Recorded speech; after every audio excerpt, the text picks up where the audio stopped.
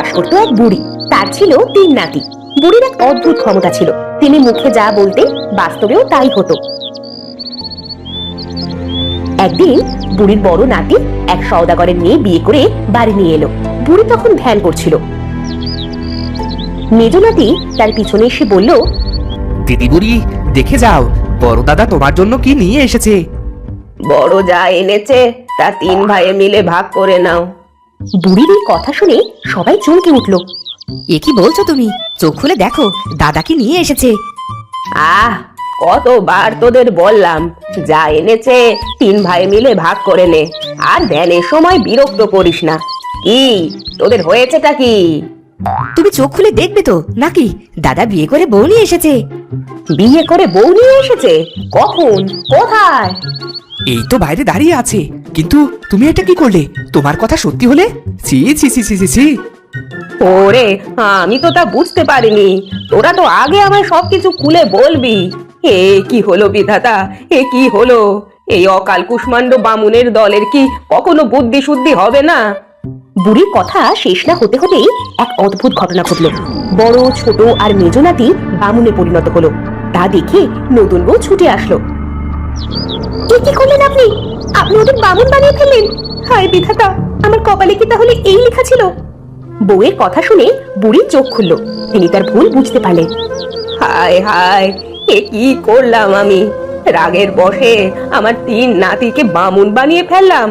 এখন কি হবে গো? আর কেঁদো না গো দিদি বুড়ি, যা হওয়ার তা হয়েছে। এখন এই বামুন জীবন থেকে মুক্ত হওয়ার উপায় বলো, তার নিশ্চয় তোমার জানা আছে। উপায়? হ্যাঁ হ্যাঁ, উপায় একটা অবশ্য আছে, কিন্তু সে বড় কঠিন পথ। কি উপায়? তুমি সবকিছু আমাদের খুলে বলো। যত কঠিন হোক, আমাদের আগের জীবনে ফিরে আসতে হবে। শোনো তাহলে, ঠিক বড় বউয়ের মতো দেখতে আরো 2টি মেয়ে পৃথিবীতে আছে। মেজ আর ছোট যদি সেই 2 মেয়ের গলায় মালা পরাতে পারিস, তাহলেই এই অভিশাপ থেকে তোরা মুক্তি পাবি। কিন্তু কোথায় পাবো সেই মেয়েদের তা তো আমরা জানি না। প্রথম জন হলো ড্রাগন দ্বীপের ঘুমন্ত রাজকুমারী, আর দ্বিতীয় জন হলো বিজয়পুরের অন্ধ রাজকুমারী।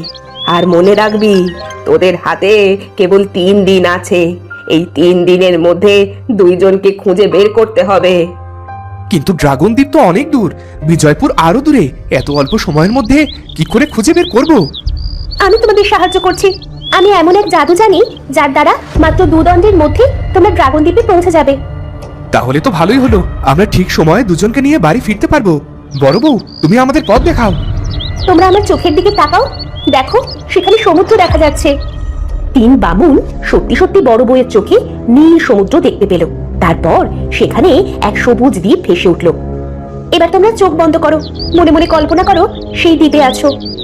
বড় বউয়ের কথা শুনে 3 বামুন চোখ বন্ধ করলো। পরক্ষণে চোখ খুলতেই নিজেদের এক জঙ্গলের মধ্যে আবিষ্কার করলো। এ কোথায় এলাম দাদা? আমরা তো দিদি বুড়ির ঘরে ছিলাম। আরে গাধা, বড় বউ কি বললো শুনলি না? ও যে আমাদের ড্রাগন দ্বীপে পৌঁছে দিয়েছে। বাবারে, তাহলে তো এই দ্বীপে ড্রাগন আছে। ওরা যদি আমাদের আগুন দিয়ে পুড়িয়ে ফেলে? না ছোট, বুড়িমা কি বললো শুনলি না? সব ড্রাগন আর ড্রাগন রাজকুমারী এখানে ঘুমিয়ে আছে।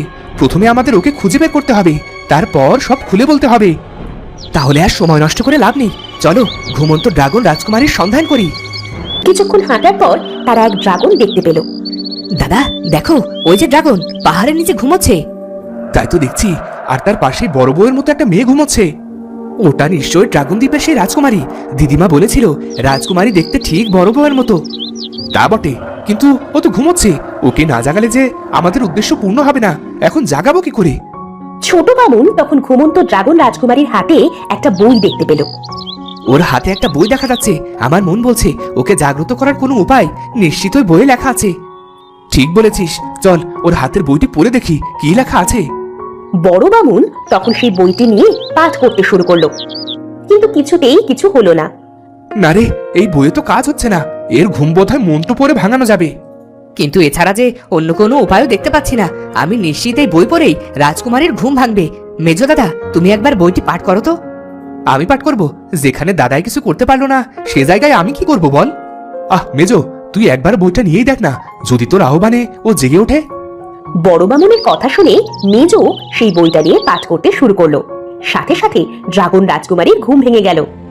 এই তো রাজকুমারীর ঘুম ভেঙেছে। তুমি পেরেছো দাদা, তুমি ওর ঘুম ভাঙাতে পেরেছো। সে কি, তোমরা এখানে? তোমরা কারা? এই দ্বীপে কেন এসেছো? আমরা অভিশপ্ত 3 বামুন আমাদের সাপ মোচনের জন্য তোমার কাছে এসেছি। আমার কাছে এসেছো অভিশাপ থেকে মুক্ত করার জন্য? কিন্তু তার আগে বলো, আমায় ঘুম পাড়িয়েছিল কে? আমরা তা কি করে বলবো, আমরাই এসে তোমায় ঘুম থেকে তুললাম। আমার সব মনে পড়ছে। বিজয়নগরের রাজা তার মেয়ের চোখ ভালো করার জন্য আমার নীলকান্তমণি চুরি করেন। আমাকে ঘুম পাড়িয়ে রেখেছিল তিনি। আমি ওকে আজ শেষ করে ফেলবো। ড্রাগন রাজকুমারীর সাথে লড়াই করতে আসার মজা এবার টের পাবে। তা না হয় করবে, কিন্তু আমরা যে প্রয়োজনে তোমায় ঘুম থেকে তুললাম সেটা করে দাও। তোমাদের জন্য কি করতে পারি বলো? আমাদের মেজ বামুনকে তোমায় বিয়ে করতে হবে। সে তোমার গলায় মালা পরালে আমরাও সুস্থ হতে পারবো। বিয়ে? ড্রাগন রাজকুমারী করবে বিয়ে? তাও এক বামুন মানুষকে? তোমাদের কি বুদ্ধি লোপ পেয়েছে? তুমি আমাদের কথা বুঝতে পারছো না। আমরা সত্যিকারের বামুন নই, দিদি বুড়ির অভিশাপে আমরা বামুন হয়েছি। ছোট বামুন তখন ড্রাগন রাজকুমারীকে সব কথা খুলে বলল। সব শুনে তিনি রাজি হলেন। বেশ, তাহলে আমি মেজ বামুনকে বিয়ে করব, কিন্তু তার জন্য আমায় তোমাদের একটা সাহায্য করতে হবে। কি সাহায্য বলো? বিজয়নগর থেকে নীলকান্তমণি আমায় এনে দিতে হবে। ওটা ছাড়া আমি কাউকে বিয়ে করতে পারবো না। বেশ, তাহলে আমরা মহারাজ বিজয়ের কাছে গিয়ে সেই মণি নিয়ে আসছি। তোর কি বুদ্ধিশুদ্ধি কোনোদিন হবে না দাদা? তুই যেতেই মহারাজ বিজয় সে মনি দিয়ে দেবেন। তা বটে, তবে আমার কাছে এক বুদ্ধি আছে। সেই মতো কাজ করলে নীলকান্তমণি আমাদের হাতে চলে আসবে। কি বুদ্ধি বলো? মেজ বামুন তখন সবকিছু খুলে বলল। সব শুনে ড্রাগন রাজকুমারী বলল, বেশ, তাহলে আমি তোমাদের কথা মতো কাজ করছি, কিন্তু মনে রেখো, নীলকান্ত কিন্তু আমায় ফিরিয়ে দিতেই হবে। সে নিয়ে তুমি ভেবো না, তুমি আগে তোমার কাজ করো, আমরা মণি নিয়ে আসছি। ড্রাগন রাজকুমারী তখন তার ড্রাগনের পিঠে চড়ে উড়ে গেল। এদিকে রাজকুমারী অম্বালিকার চোখ নীলকান্তমণির সাহায্যে ভালো হলো না। শুধু শুধু বাবা দূর দেশ থেকে নীলকান্তমণি নিয়ে এলেন, কিন্তু তা দিয়েও কিছুই হলো না। সাধু বাবা তো আগে তাই বলেছিলেন। এখন আবার শুনলাম ড্রাগন রাজকুমারী যদি আপনার চোখে সেই মণি স্পর্শ করায়, তাহলে আপনার দৃষ্টি ফিরে আসবে। ড্রাগন রাজকুমারী কি কখনো এই কাজ করবে? শুনেছি সে নাকি মণি নিয়ে রীতিমতো যুদ্ধ করেছে। হ্যাঁ রাজকুমারী, তারপর সাধু বাবা এক বিশেষ বইয়ের সাহায্যে তাকে ঘুম পাড়িয়ে রেখেছেন। সখী, আশেপাশে কোথায় সুগন্ধি ফুল ফুটেছে মনে হচ্ছে। পুকুরের পাশে কাঁঠাল চাপা গাছে ফুল ফুটেছে। আমার জন্য কয়েকটা চাপা ফুল নিয়ে এসো সখী, আমি খোপায় পরবো। সখী তখন চাপা ফুল নিয়ে আসতে গেল। এমন সময় আকাশ থেকে এক অদ্ভুত শব্দ শোনা গেল। ড্রাগনের চিৎকার ও ডানা ঝাপটানিতে চারপাশ ভরে গেল। এ কি হচ্ছে সখী? চারপাশে এত পাখির ডানা ঝাপটানোর শব্দ শোনা যাচ্ছে কেন?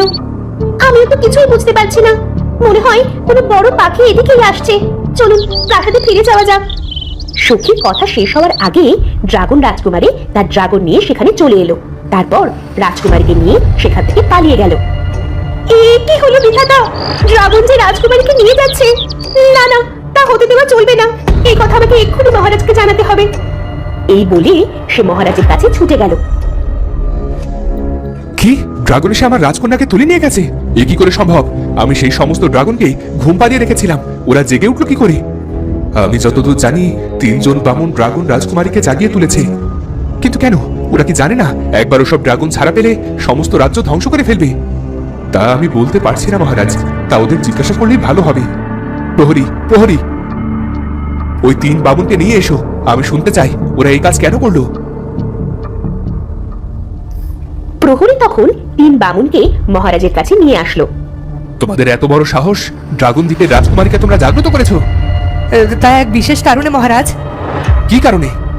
রাজকুমারী আম্বালিকার চোখের দৃষ্টি ফেরানোর জন্য আমরা এই কাজ করেছি। মেয়ের দৃষ্টি ফিরে পাওয়ার কথা শুনে মহারাজ খুশি হয়ে উঠলেন। তোমরা পারবে পারবে আমার মেয়ের চোখের দৃষ্টি ফেরাতে? পারবো, তার জন্য আমাকে নীলকান্ত মণি দিতে হবে। বেশ, দেব, তোমার নীলকান্ত মণি দেব, তবু আমার মেয়েকে সুস্থ করে দাও। কিন্তু মহারাজ, রাজকুমারী এখন ড্রাগন রাজকুমারীর হাতে বন্দী, আগে যে তাকে উদ্ধার করতে হবে। তাই তো, কিন্তু কে করবে আমার মেয়েকে উদ্ধার? এমন কি কেউ আছে? সে কাজ আমিই করব মহারাজ, কিন্তু তার বিনিময়ে রাজকুমারীর সাথে আমায় বিয়ে দিতে হবে। বিয়ে? তা না হয় দিলাম, তবু আমার মেয়েকে উদ্ধার করে দাও। মহারাজ বিজয়ের কাছ থেকে নীলকান্ত মণি নিয়ে 3 বামুন তখন চোখ বন্ধ করলো। সাথে সাথে তারা আগের জায়গায় ফিরে আসলো। ড্রাগন রাজকুমারী আগেই অম্বালিকাকে নিয়ে দিদিবুড়ির কাছে চলে এসেছিল। তোমরা এসেছো তাহলে? এখন শুভ কাজ সম্পন্ন করা যাক। তা পড়াবো, কিন্তু তার আগে ড্রাগন রাজকুমারীকে বলো আম্বালিকার চোখে দৃষ্টি ফিরিয়ে দিতে। দিচ্ছি, এ নিয়ে তুমি ভাবতে হবে না। দিদিবুড়ি কি কি করতে হবে তা আমায় সব বলে দিয়েছেন। ড্রাগন রাজকুমারী তখন নীলকান্তমণি নিয়ে অম্বালিকার চোখে দৃষ্টি ফিরালেন। তারপর 3 বামুন মিলে 3 বউয়ের গলায় মালা পরিয়ে দিল। সাথে সাথে তারা আগের অবস্থায় ফিরে আসলো। তো বন্ধুরা, ভিডিওটি কেমন লাগলো? যদি ভালো লাগে চ্যানেলটি সাবস্ক্রাইব করে বেল আইকনটি বাজিয়ে দিও।